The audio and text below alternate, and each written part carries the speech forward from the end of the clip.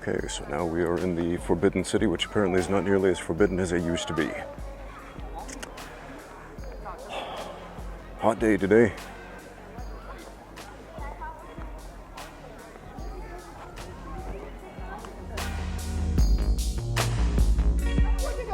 And we are booking through the city pretty fast. Faster than I would care for.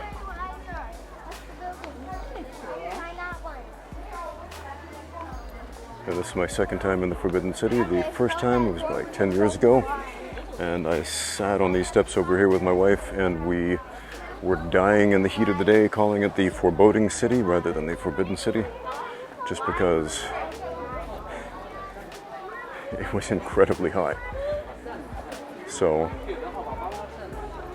one thing they're doing a lot better now, I think, is, what do you call it? Yeah, selling tickets in advance.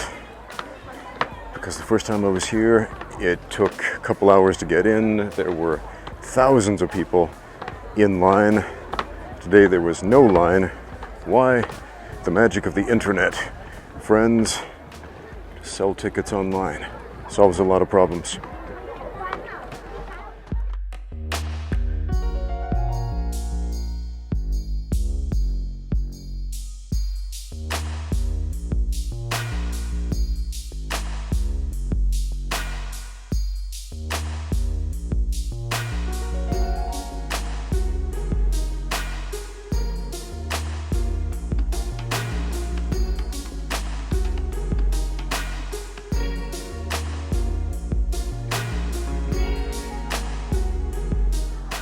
So I was trying to get this out over on the Great Wall, but man, ran into some technical difficulties. So yeah, man, the dude was in a position, and it's not actually that uncommon to see this in fights and Muay Thai fights and MMA fights, all kinds of fights involving kicks, to see a leg break. But when this happens, it's one of those things where most grown men revert to a state of an absolute quivering mess and just start screaming and screaming uncontrollably. That's what normal humans do under these circumstances. And then we have McGregor doing something very, very different. He's trying to sell his next fight. He's like going on like a cartoon supervillain, a Scooby-Doo villain, like, I would have gotten away with it too if it weren't for you pesky kids. You haven't seen the last of me. I'll be back next time. You know, it's hilarious, it's admirable, it's infuriating, it's all these things at the same time. So, how do you even begin to quantify this? And then we've got people going on, you know, hyping up the drama, but ignoring the fact that this guy was cognizant enough to do these things in that moment. Now, I understand when you are hyped up in the middle of a fight, you're running on adrenaline, you don't process pain the same way you do normally, but this is different. And I've seen dudes get their shoulders dislocated. I've seen this injury happen before. I've seen other breaks and stuff happen in a fight, and again, it converts tough guys into just quivering messes. And it's the fact that he was able to even do so much as give an interview afterward, let alone just not scream at the top of his lungs, is it's kind of mind-boggling, to be honest. Like, this is not normal, not just for human beings, but this is not normal for cage fighters. I mean, we're witnessing a different kind of human being here in a lot of aspects, physically, mentally, emotionally, etc. Some of that is admirable and good, some of it, maybe not so much. We are approaching the Palace Gardens here. Join me as I go down some more stairs. All this video seems to be as me going downstairs. But yeah, looking for my family here. No idea where they went. So what were we talking about? So, yeah, this dude manages to stay in character. At least I assume it's a character. In a position in which most human beings would just absolutely crumble and not be able to formulate a sentence, let alone anything besides a blood-curdling scream. And he takes this opportunity to instead formulate a speech comparable to a Saturday morning cartoon villain. I mean, we're talking about the likes of, say, Cobra Commander from G.I. Joe, or Megatron from Transformers, or, you know, a Scooby-Doo cartoon villain as they pull off the mask. I would have gotten away with it too if it weren't for you pesky kids and your dog. Okay, I'm really lost at this point.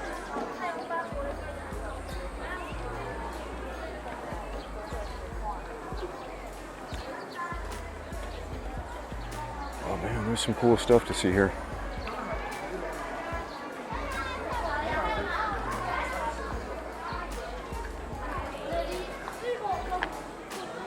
Folks taking pictures, making vlogs, that sort of stuff. So I don't really know what to make of it besides it's just weird, man. Does it make me want to buy the next pay-per-view? No. But I'll probably tune in for the highlights.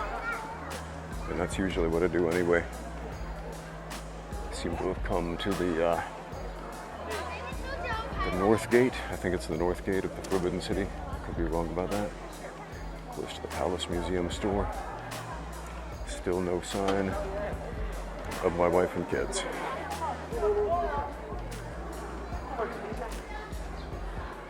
But yeah, let's wander into the Palace Rock Garden here.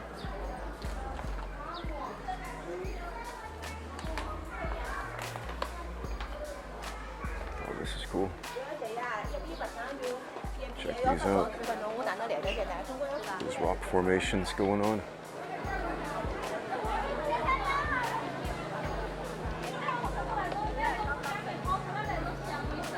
I haven't been here for about 10 years. Not much has changed. Probably a good thing since it's a historical site that has supposedly remained unchanged for centuries, more or less.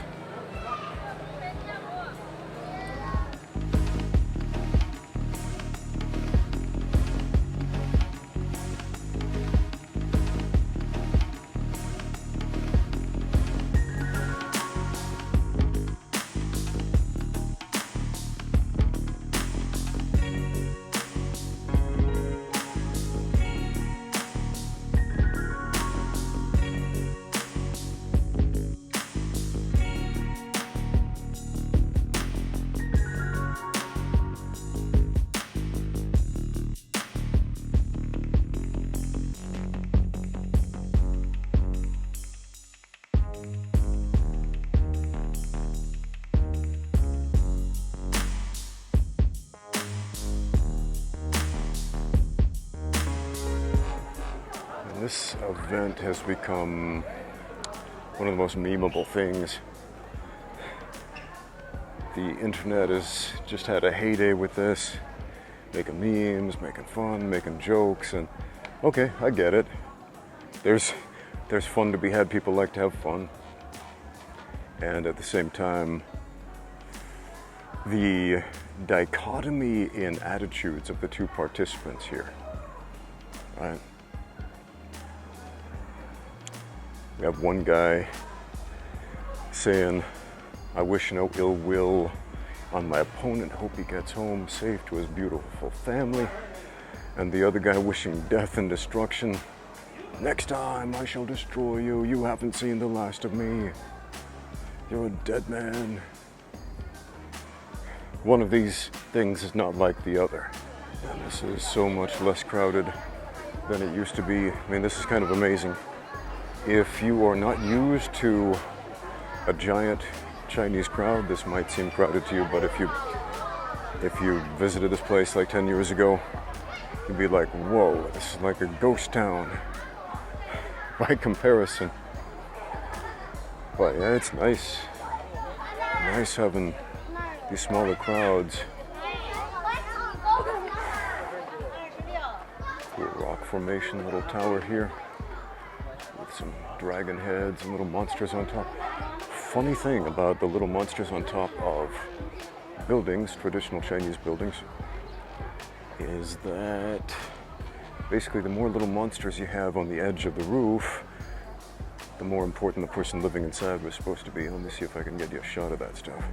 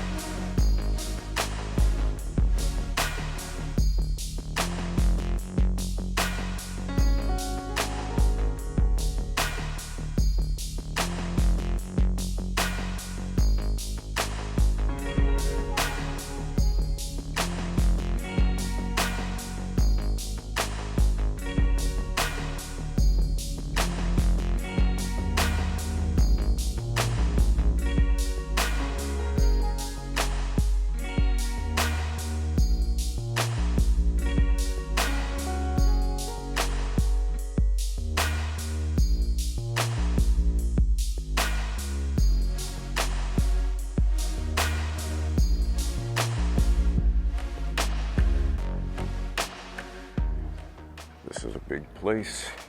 One could get lost in here. I think I am lost in here, to be frank.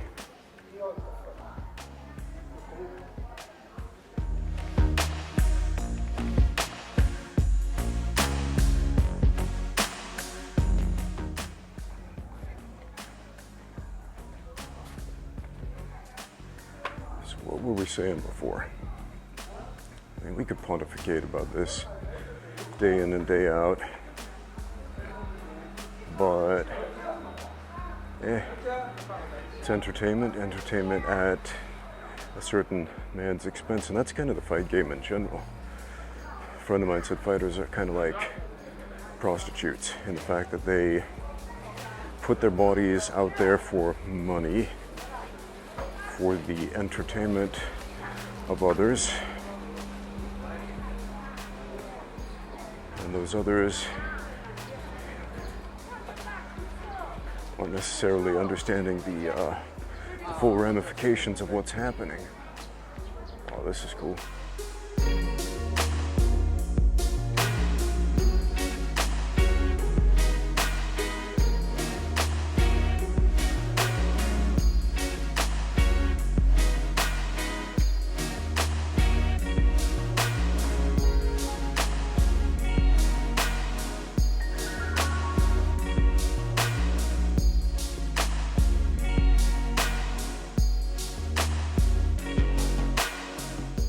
People are going on saying things like, oh, well, never pay for another UFC pay-per-view again. I'll never pay to watch McGregor again, or what, and that's fine. They're entitled to that. Sounds like a monologue and complacency. That's fine, I don't care. Kind of is, isn't it? Got more interesting things going on around me. To be honest, I think most of us do if we just open our eyes and start paying attention.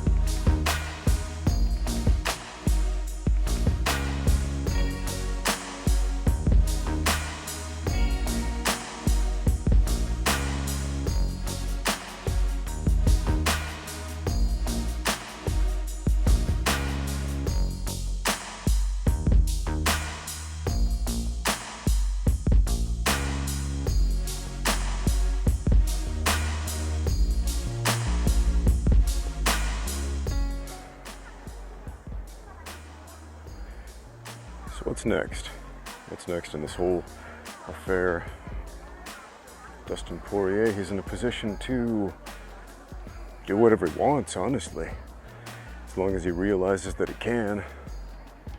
But the powers that be, the people right now seem to be moving in the direction of, let's just replay this situation again and again, mulligan after mulligan, until we get the result that we think we want, when the reality is what you think you want is definitely not what you need, and it's often not what you actually want, but rather what you have been told that you want.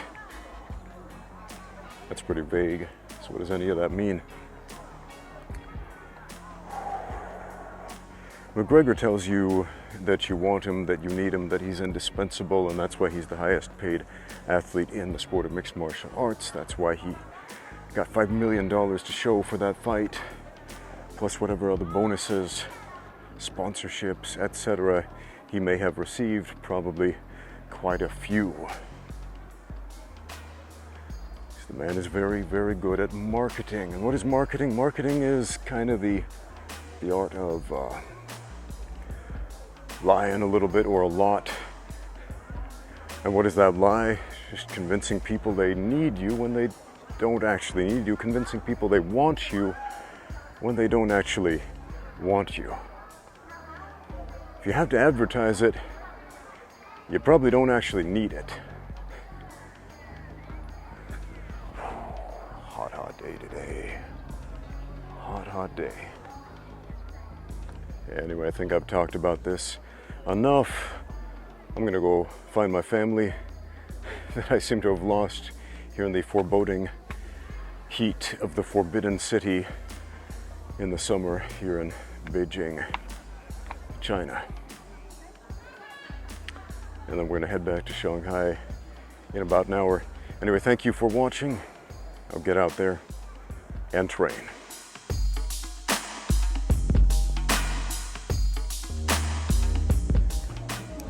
I found him. About time.